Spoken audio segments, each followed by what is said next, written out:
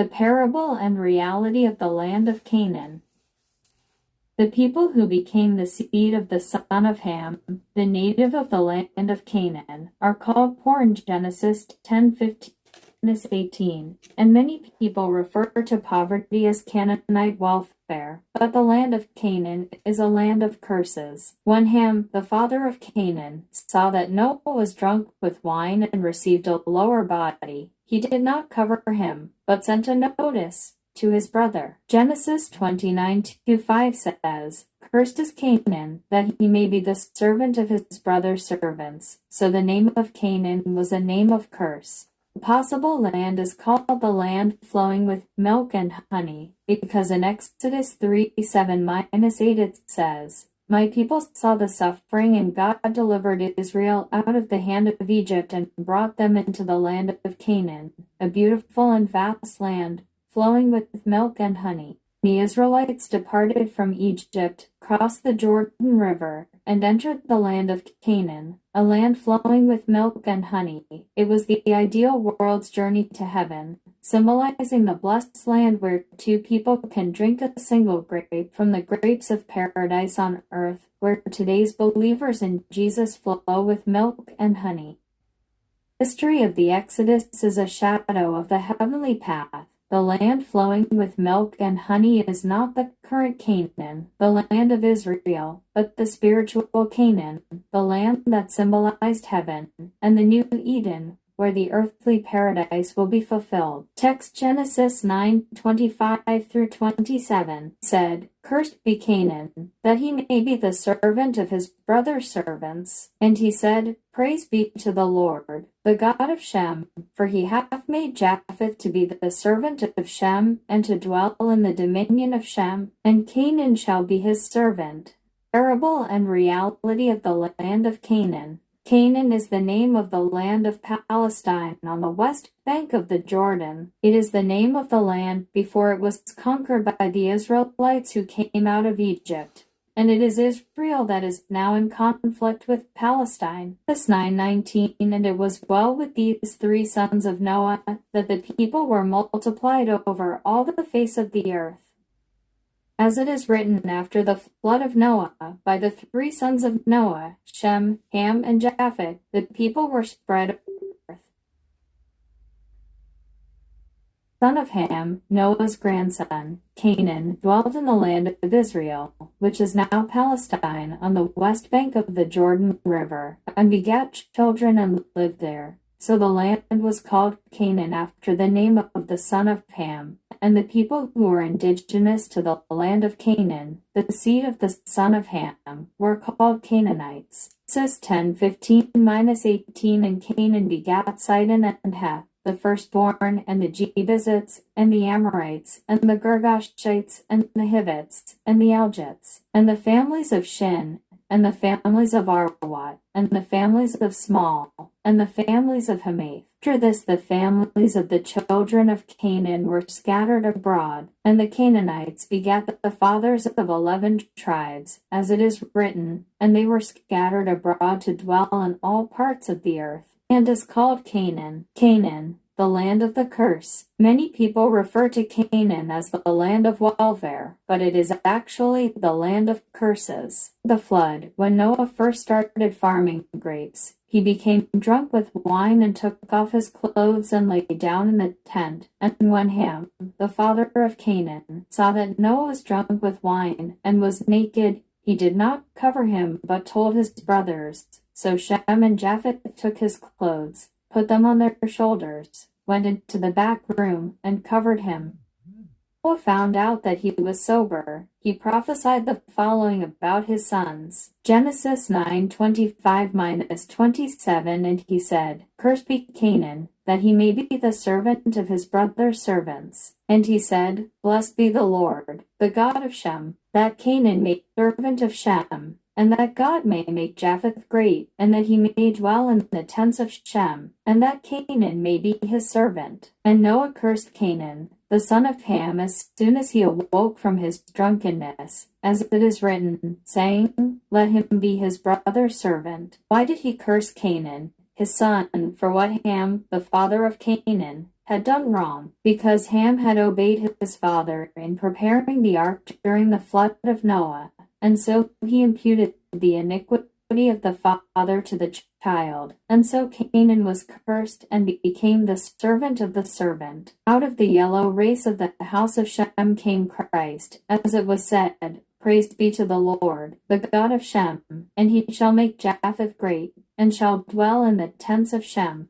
The white race of the house of Japheth has knowledge and intelligence, and is scientifically advanced, and has become an advanced nation, but they will be brought down to the tents of Shem, where the God of God is with them. Noah's curse came upon the blacks of Ham, and the curse of Canaan has not been lifted to this day. Canaan became a cursed people directly from Noah, and when Joshua led the Israelites into the land of Canaan to exterminate the Nephilim, the 7 tribes of Canaan, it was to fulfill the curse spoken by Noah, Deuteronomy 7:1-4, Joshua 11:21-23. Thus, the refrain of Canaan was the very name of the curse. Christians unaware that the name Canaan is a name of curse. This Canaanite name is used in many business names. For example, Canaan Confectionery, Canaan Glasses, Canaan Farms, etc. Let's not forget that Canaan, the land of Canaan, is the name of Noah's grandson, the son of the half-curse. For Canaan, the land of the curse, refers to the year 1467 BC, when Joshua conquered the land of Canaan, and the Palestinians, the descendants of Canaan, have been in exile and starvation for 3.400 years and have not been freed until today because the curse that Noah imposed on Canaan has not been lifted. And the promised land, Abraham, the father of faith, gave birth to Isaac, and Isaac flew Jacob, and Jacob had 12 sons. Of Jacob's 12 sons, Joseph was the elder brother of Benjamin, the last of them, and he welcomed Jacob's special one with a colorful smile. Became the object of his brother's envy because he dressed him in colorful clothes and petted him. One day he went on an errand to his brothers, who were shepherding sheep in Shechem, and was arrested by his brothers in Dothan. And they stripped him of his colored coat and threw him into a pit. Genesis 37:16-28. And when the merchants of the house of Ishmael passed by, they sold Joseph into bondage in Egypt for 20 pieces of silver. Now Joseph served God reverently in Egypt, and he was good at interpreting dreams, and he became prince of Egypt. Genesis 46:2-7. And it came to pass in the latter days that there were 7 years of plenty in all the land, and 7 years of famine. And it came to pass in the latter days, when there were 7 years of plenty in all the land, 7 years of famine, that the 70 of Jacob's household, which were in the land of Canaan, went into Egypt, where Joseph was a porter. Exodus 12:40. And they sojourned in Egypt 430 years. And the number of the families of Jacob, 70. The number of Israel was Jai the younger, and the younger the older. And the clan multiplied to 600,000 men, from 20 years old and upward. And Pharaoh, the king of Jacob, for fear of this, put to death the male sons of the younger infants, as a punishment for the extermination of the people, and put the men to heavy labor. 3:1-10. It was at this time that God heard the distress of his chosen people, and called Moses to deliver Israel. Exodus 3:7-8. And the Lord said, I have seen the affliction of my people in Egypt, and have heard their cry because of their officers. And I knew their distress, and I came down, and delivered them out of the hand of the Egyptians, and brought them up out of the land, and brought them into a land beautiful and spacious, a land flowing with milk and honey, land of the Canaanites, the Hittites, the Amorites, the Perizzites, the Hivites, and the Jebusites. As it is written, the land of Canaan, which God described to Moses, is a beautiful and vast land, a land flowing with milk and honey. Exodus 3:17. And I brought my people, Israel, out of the affliction of Egypt, and brought them into a land flowing with milk and grass, the land of Canaan, the Jebusites, the Amorites, the Perizzites, the Hivites, and I will bring them up to the land of the Jebusites. This time on, the land of Canaan became the land of the evil spirits given by God to the Israelites, and it was said to be a beautiful and vast land, a land flowing with milk and honey. So they were thinking about the welfare of Canaan. The Hebrew people, who had lost to live in the hardships of Egypt, thought that the land of Canaan, which was explained to them by Moses, was a fantasy land, a paradise land where people could live in peace and stability. After Moses led Israel out of Egypt, he sent men to try to spy out the land of Canaan for 40 days. Numbers 13:23-24. 2 men returned, with a cluster of grapes on their shoulders, which they had taken from the same valley of Ezekiel as Joshua, and reported that the land of Canaan was indeed a land flowing with milk and honey. Now if it were possible for 2 men to carry a cluster of grapes on their shoulders, a cluster of grapes would be worth more than an apple. Numbers 13:32. But the men of the other tribes spoke ill of the land of Canaan, saying that it was an uninhabitable land and a strangers.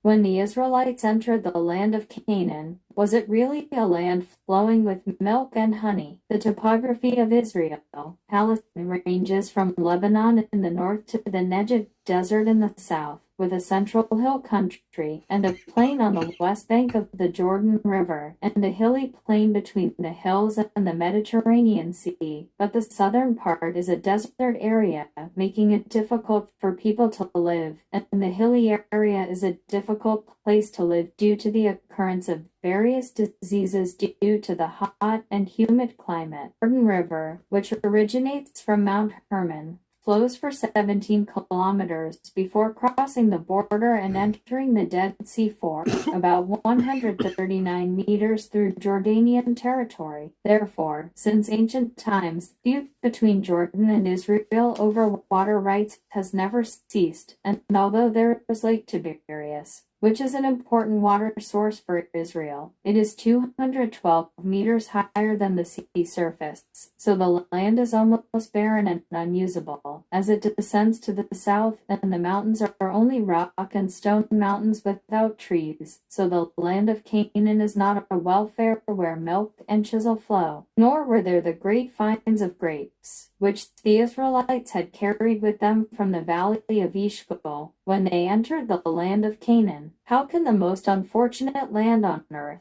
the land of the longest war, be called a blessed welfare? When the Israelites came out of Egypt, they knew it as a fast land, a land flowing with milk and honey, but the hope of Canaan was a floating cloud that passed away in the middle of the day. What does this symbolize?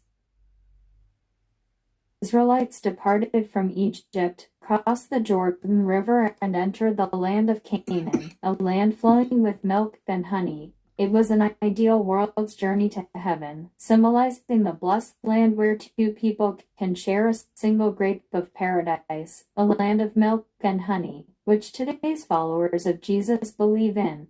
The history of the Exodus is a shadow of the heavenly journey, and the land flowing with milk and honey is not the present Canaan, the land of Israel, but the land that symbolizes the spiritual Canaan, the heavenly land, New Eden, where the earthly paradise will be established. The welfare of Canaan, the land of wickedness, was not the land of the Canaanites, the cursed sons of the covenant, but the land symbolizing the triumph of the sufferings of spiritual Israel through the wilderness, and the earthly paradise fulfilled by faith and hope. The day when all the prophecies of the Bible are fulfilled, the day when God's promises are fulfilled, the land of the new Eden, the land of eternal love, will be populated by those who can live forever. This is the land of Canaan.